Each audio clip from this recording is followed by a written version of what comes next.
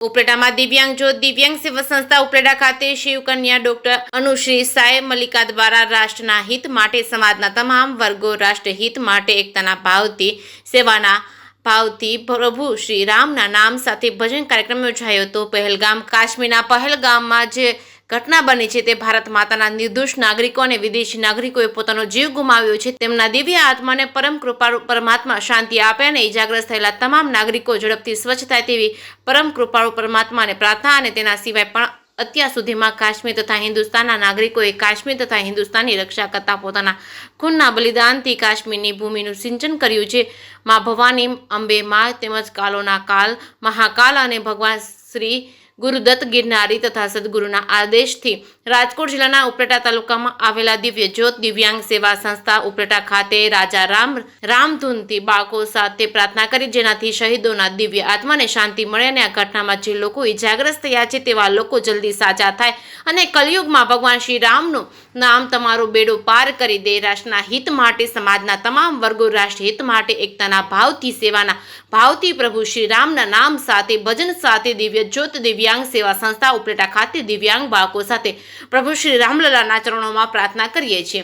શ્રદ્ધા અને સબૂરી સાથે સર્વમાં નારાયણના દર્શન કરતા અધર્મનો નાશ થાય છે, ધર્મનો વિજય થાય છે. પ્રભુ શ્રી રામના ત્રણેય લોકમાં જય જયકાર થાય છે. મહાવીર હનુમાનજી બધાની રક્ષા સુરક્ષા કરે અને હિન્દુસ્તાનના તમામ નાગરિકોને આ સમય દુઃખમાંથી બહાર કાઢે અને ભવિષ્યમાં ભૂલકાઓ છે તેમને સુખ શાંતિ અને સુકૂન સાહસ પૂરું પાડે. દેશના તમામ ભૂલકાઓ શાંતિ સાથે ઉજ્જવળ ભવિષ્ય તરફ ચૂક કરે અને મા ભવાની તમામ બહેન દીકરીઓની સુહાગની રક્ષા કરે અને તમામ નાગરિકોને સદબુદ્ધિ આપે તેવી પ્રાર્થના સાથે સૌરાષ્ટ્ર જૂનાગઢના શિવકન્યા ડોક્ટર અનુશ્રી સાય મલ્લિકા દ્વારા તથા ઉપલેટા સંસ્થાના સંચાલકો તથા દિવ્યાંગ બાળકો દ્વારા પ્રાર્થના કરવામાં આવી હતી કે હિન્દુસ્તાન કાશ્મીરના પહેલગામમાં જે દુર્ગાયપૂર્ણ ઘટના બની છે તેના સૌરાષ્ટ્રના અને ભાવનગરના મૃતકોના દિવ્ય આત્માને શાંતિ આપે અને પીડિત પરિવારને દુઃખ સહન કરવાની ભગવાન શક્તિ આપે તેવી પ્રાર્થના કરવામાં આવી હતી. જે કેસની ગુજરાતી સાથે અર્શી આહિર ઉપલેટા. નમસ્કારમ, હું શિવકન્યા ડૉક્ટર અનુશ્રી સાઈ મલ્લિકા જૂનાગઢથી. આજે ઉપલેટામાં દિવ્યાંગ બાળકોની મુલાકાત લીધી સાઈ બાબાજીની કૃપાથી, અને અમે બધાએ દિલથી પ્રાર્થના કરી અને શ્રદ્ધાંજલિ અર્પિત કરી.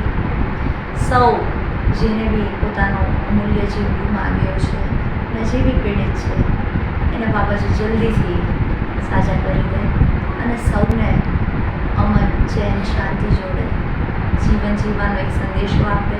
સમાનતા અને સેવાના ભાવ સાથે આપણે બાબાની પાછળ આ બાબાના જે બહુ જ લાડલા બાળકો છે એમની સાથે પ્રાર્થના કરતાં કરતાં ભારત માતાનું આવનારું જે ભૂલકાઓનું સુનેરું ભવિષ્ય છે એ તરફ બધા એક સાથે કૂચ કરીએ. સબકા માલિક એક હૈ, શ્રદ્ધા સબૂરી.